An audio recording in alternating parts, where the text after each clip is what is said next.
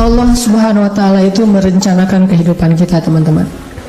Kita cuman perlu menjaga masih on the track apa enggak nih. Kita cuma perlu ngejaga kita ini masih di garis yang Allah ridhoi atau enggak. Kalau masih di dalam garis yang Allah ridhoi, biarkanlah Allah yang mengarahkan kemana. Pokoknya jangan sampai ngelanggar aja, jangan sampai keluar batas saja. Dan insya Allah jalan itu nggak akan membawa kita kepada kehancuran atau kerugian. Nggak mungkin. Allah yang merencanakan. Mungkin adegan yang memicu kita untuk melangkah itu kadang-kadang sesuatu yang gak nyaman. Kayak misalnya Musa, adegannya insiden pembunuhan, tiba-tiba hijrah ke Madian. Bisa aja insiden kayak gitu terjadi, bukan maunya kita, takdir Allah. Tapi dibalik semua hal-hal yang kita anggap sekarang musibah, nanti malah kita mensyukurinya.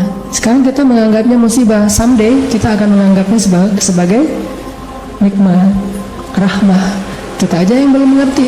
Jadi musibah dengan nikmat itu sebetulnya adalah persepsi kita. Kalau kita memahami kebaikan di dalam musibah, kita akan menyebutnya bukan musibah, itu rahmat. Tapi kalau kita nggak ngerti, kita nyebutnya musibah. Sama kayak misalnya, aduh judul ini ditolak sama dosen pembimbing, sehingga kita harus ganti judul yang baru. Kita anggap itu musibah kan? Padahal justru judul yang kedua yang kemudian kita jadi lulus dengan sidang nilai cum laude, lewat judul yang kedua itu, itulah yang membuat kita mengerti sesuatu yang kelak akan bermanfaat buat kita. Judul pertama mungkin tentang apa, judul yang kedua sesuatu yang lebih aplikatif, sesuatu yang lebih dibutuhin sama masyarakat. Sehingga gara-gara kita pernah nulis skripsi, tesis, disertasi tentang judul itu, kita jadi expert di bidang itu, sehingga suatu saat kita lebih dibutuhin oleh masyarakat daripada kita tadinya pakai judul yang pertama. Kita tinggal angle berpikir kita yang mana nih, mau ngelihatnya dari angle hikmah atau mau ngelihatnya dari angle musibah. Musa kecil pas bayi cabut jenggotnya Firaun, itu sebuah insiden. Musa dihanyutkan ke sungai Nil, itu sebuah kejadian yang kayaknya tragis banget. Terus Musa ngebunuh orang, terus Musa kehausan di tengah-tengah padang pasir, ketemu cewek terus ngasih minuman ternaknya tapi nggak dibayar. Semua ini rencana Allah yang kita nggak ngerti sekarang, tapi someday ketika kita udah ngelihat hasilnya, kita akan mengatakan, Masya Allah, Allah Maha Besar yang mengatur hidup saya sampai menjadi seperti sekarang ini. Makanya saya pernah cerita, mungkin teman-teman ada yang nonton di YouTube, dulu ketika di Mesir, pulang dari Mesir tuh saya ikut istri ke Bandung. Istri saya ngajar di Bandung, akhirnya kita ke Bandung. Saya nggak senang waktu itu, belum dapat hidayah ya, nggak senang ngajar di kampus, nggak senang ngajar di pondok pesantren. Tapi karena terpaksa nggak ada kerjaan, saya ngelamar-lamar gitu ke pondok-pondok pesantren. Semua nolak, alasannya sama, lebih banyak guru daripada murid. Ya udah deh, gak apa-apa, karena nggak ada yang nerima. Saya pikir, kok saya pulang-pulang jauh-jauh dari Kairo tapi nggak punya kerjaannya, kayak malas gitu. Malah ngelamar jadi kuli aja nggak diterima. Soalnya kuli itu yang dilihat keahlian dan otot kan. Saya punyanya ijazah LC, nggak nyambung dengan perkuliahan gitu. Akhirnya nggak punya kerjaan, saya nerjemahin buku. Udah capek-capek nerjemahin buku, pas dikasih ke penerbit katanya buku itu udah terbit, terjemahin sama orang lain. Saya salah milih judul. Akhirnya nulis buku sendiri yang belum diterbitin orang, walaupun kalau bahasa Sunda mah capruk, nggak jelas ngomong apa gitu. Pokoknya nulis aja, nulis. Udah selesai nulis, dikasih ke penerbit, nggak ada yang mau nerbitin karena nggak layak katanya. Kan ini adegan-adegan yang awalnya kita anggap sebagai kesulitan, musibah kan? Karena nggak mau diterbitin sama penerbit, akhirnya saya kepikiran lagi, ya udah kenapa nggak diterbitin sendiri aja? Diterbitin sendiri, alhamdulillah minjem uang dari teman 30 juta, dan dia Allah takdirkan dilembutkan hatinya, mau aja, padahal nggak kenal amat, baru kenal juga beberapa bulan, mungkin ngeliat muka saya tuh muka melas gitu ya. Jadi saya pinjam uang 30 juta. Oh ya udah ambil aja, 30 juta. Dia punya percetakan, sampai sekarang jadi teman baik. Dia yang punya percetakan, udah nggak apa-apa Ustaz, cetak aja, ntar bayarnya waktu terserah Ustaz. Dikasih waktu 6 bulan. Saya cetak, udah gitu terbitin sendiri, dijual seluruh Indonesia. Caranya kirim pakai bus-bus malam gitu kan. Saya pakai kardus Marlboro ngangkat. Jadi saya penulis, saya kulinya, saya direktur penerbitnya, pokoknya apa sendiri aja semuanya, ngangkat di jalan raya. Nih, saya mau ngirim buku. Oh, buku siapa? Ada tuh orang yang nulis bagus tulisannya gitu. Kirim ke Sumatera, ke Sulawesi, ke Jawa, udah dikirim, nggak ada yang balik. Terus laporannya nggak jelas, orangnya kemana nggak ngerti karena nggak kenal amat gitu, lewat internet doang, lewat email. Nggak ada laporan. Waktu itu sekitar 3.000 buku, 1.000 yang dikirim keluar kota itu raib aja, nggak ada hasil. 2.000 lagi, ya udah saya jual di Bandung aja kalau kayak gini. Jual di Bandung, pas ada kayak Islamic Book Fair ya, pameran buku Islam. Saya nyewa satu space di stand salah satu penerbit Islam di Bandung. Nggak nyewa stand, nyewa space doang di depan. Saya pakai X banner, terus pakai meja, ngangkut pakai motor sendiri, pakai topi biar nggak ada yang tahu, pakai masker. Taruh, ngerjain sendiri semuanya, udah beres semuanya, pergi ke belakang, ganti baju yang baju kemeja, pakai dasi gitu, full pen. Nah gitu, pakai rambutnya dirapiin, berdiri di sebelah X banner. Orang pada nggak kenal kan buku ini baru banget, ini buku apa? Oh ya ini bukunya bagus, siapa penulisnya? Karena di X banner itu wajah paling besar tuh wajah saya. Jadi tulisan buku apa tuh kecil-kecil aja, yang penting wajahnya yang gede gitu. X banner foto saya yang paling besar. Qadarullah, waktu itu saya ngambil foto kan sembarangan aja dari foto-foto lama tuh. Saya ada foto baju putih dan mungkin kalau orang perhatiin kelihatan. Ternyata di sini ada uang 1.000. Kelihatan ada uang 1.000 di foto itu teh. Saking memprihatinkan. Mulai alhamdulillah 3 bulan bisa membayar hutang di percetakan. Mulai berkembang, bikin bisnis. Waktu itu belum ada pulsa di Alfamart, Indomaret, masih M-Kios gitu. Punya 60 cabang M-Kios di Bandung. Mulai masuk ke jual beli mobil bekas, masuk ke properti, terus ujung-ujungnya alhamdulillah balik lagi kepada habit, yaitu dunia dakwah. Jadilah sekarang di Pemuda Hijrah, dan saya tinggalkan yang usaha-usaha kayak gitu biar fokus kepada dakwah. Tapi akhirnya saya berpikir, kalau dulu saya mungkin diterima di ngajar di suatu tempat, mungkin saya nggak akan pernah ngelakuin hal-hal yang seperti sekarang. Kalau dulu saya diterbitin bukunya oleh orang lain, mungkin saya nggak akan pernah nulis sendiri, dan seterusnya dan seterusnya. Banyak hal yang kita sebut sekarang musibah, besok kita bilang itu sebuah nikmat. Angle-nya doang yang berbeda. Tinggal kita yakin nggak sama Allah Subhanahu Wa Taala. Jadi bisa jadi hari ini ditolak atau hari ini diputusin, suatu saat kita mensyukuri keputusan itu. Alhamdulillah saya diputusin, itu disyukurin. Kenapa? Gara-gara diputusin, akhirnya dia menikah dengan orang yang lebih baik daripada kita. Syukur kan? Namanya cinta sejati. Gimana? Harus syukur. Alhamdulillah dia dapat yang lebih layak daripada saya. Dan saya mah nggak dapat sampai sekarang misalnya. Ya nggak apa-apa. Kayak Julaibib ya. Tunggu aja di masjid. Kan gak enak banget awalnya tuh. Gimana kita menganggap diputusin itu nikmat, apalagi diputusin dengan bahasa kita adik kakak aja ya. Berat ya, gak enak kalau kayak gitu tuh. Cuman nanti suatu saat kita akan mensyukuri nikmat itu. Kayak banyak orang yang ngerasa kok saya ngeband udah sekian lama tapi nggak ada yang masuk ke dapur rekaman, sampai dia bikin kayak semacam sponsor me kan. Dia ngeband terus bikin arrangement lagu, dia posting di YouTube, diupload di YouTube supaya ada yang sponsor, ternyata nggak muncul. Anak skate, dia nge-trick tapi nggak ada yang jadiin dia brand ambassador brand tertentu. Akhirnya dia upload di YouTube nge-trick kickflip yang model baru apa gitu mungkin, atau no comply gitu, dia nggak nge-trick tapi bisa terbang-terbang.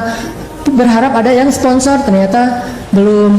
Apa yang hari ini kita anggap sesuatu yang kayak kekalahan, satu musibah, satu kesulitan, suatu hari nanti ketika kita paham, kita akan mengatakan itu nikmat dengan satu syarat. Gimana pun kondisi yang kita alami sekarang, jangan keluar dari jalur yang Allah ridhoi. Itu aja syaratnya. Makanya kan saya bikin tagline banyak main, banyak manfaat. Saya nggak berani bilang nggak punya dosa, karena itu namanya tazkiyatun mentazkiyah diri sendiri. La tuzakku anfusakum, janganlah kalian menganggap diri kalian suci, tapi maksudnya sedikit dosa ini tinggalkan dosa. Kenapa? Karena kalau kita udah melanggar, gimana pun kita sekarang lagi dapat nikmat banyak, terus kita melakukan dosa yang Allah nggak suka, nikmat itu bisa berubah musibah. Sebaliknya, ada musibah, kita masih on the track, musibah itu bisa berubah menjadi nikmat. Syarat yang Allah minta dari kita cuma satu itu, jangan melanggar, jangan bikin dosa, jangan ngecewain Allah Subhanahu wa taala. Itu doang. Udah gitu bertahan aja, Allah kasih kejutan-kejutan yang sangat banyak dalam hidup kita.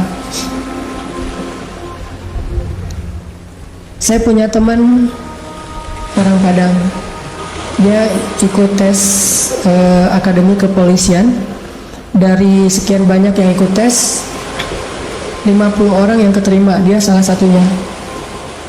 Terus karantina 50 orang ini. Tes ujian yang kedua, dari 50 orang ini cuman dia sendiri yang gagal. 49 orang tuh lulus tes kedua. Akhirnya dia pulang ke kampungnya dalam keadaan malu. Karena udah malu banget, dia hijrah ke Jakarta. Awalnya ke Bandung, terus ke Jakarta.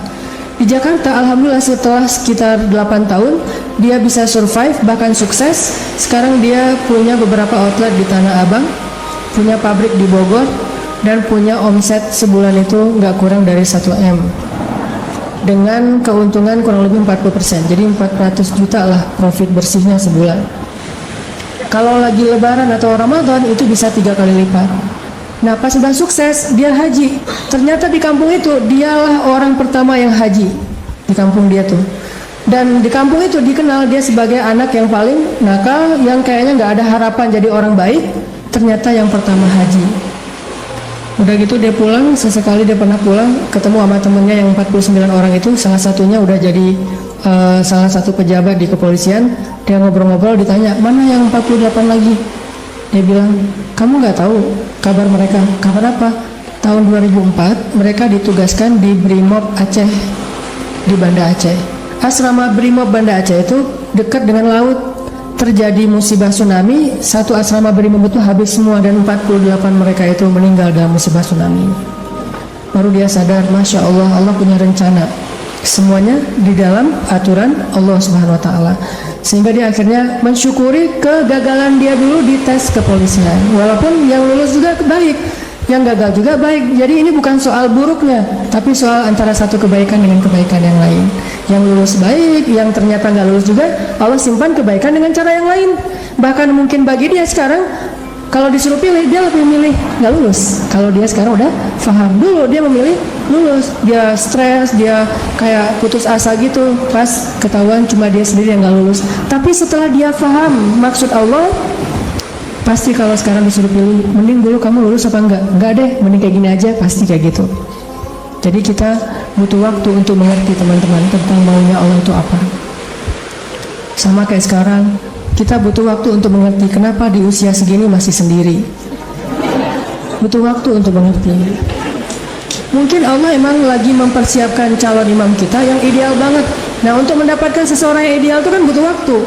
Kalau yang apa adanya kan, yang apa diobral gitu kan gampang. Tapi ini karena terlalu istimewa, kayak permata, mutiara, itu benar-benar dibentuk saking istimewanya, butuh waktu yang lama. Sama kayak kita beli kendaraan. Kalau yang warnanya pasaran kan langsung ready stock ya.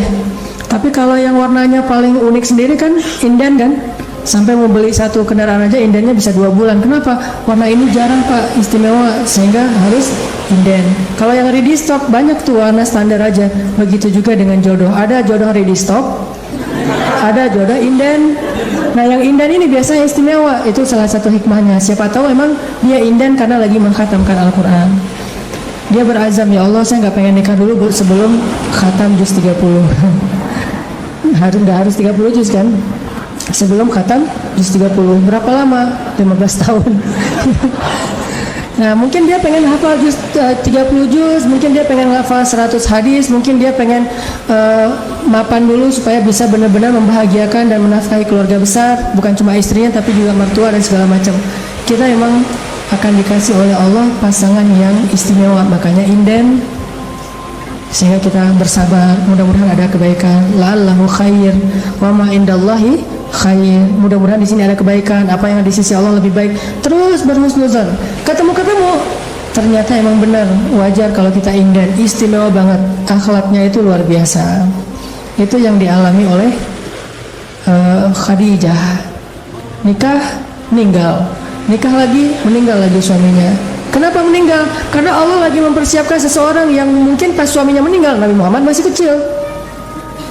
Tapi Khadijah disuruh punya keluarga dulu biar ada yang ngedampingin dia terjauh dari fitnah. Cuman gak boleh lama-lama, harus pergi karena mau digantiin oleh orang yang lebih istimewa, yaitu Muhammad SAW.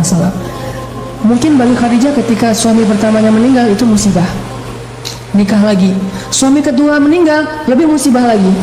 Udah gitu sendiri sekian lama baru ketemu dengan orang yang paling istimewa. Gak ada manusia yang lebih istimewa daripada suaminya Khadijah, yaitu Rasulullah SAW. Allah punya rencana. Awalnya Khadijah menangis, yang kedua Khadijah menangis, tetapi setelah dia faham rahasia yang ketiga, mungkin dia akan mengatakan bahwa inilah yang terbaik untuk saya. Kalau saya tahu ini dari dulu, maka saya akan tahu bahwa Allah itu maha baik kepada saya. Ini artinya Allah punya rencana. Kurang baik apa suami kayak Rasulullah? Ya, mungkin kita yang berada di sebelah kanan ini lagi disiapin sama Allah untuk belajar akhlak dari Rasul, supaya nanti kalau ketemu yang di sebelah satu lagi, insya Allah kita benar-benar bisa membahagiakan dia seperti Rasul membahagiakan Khadijah atau Aisyah.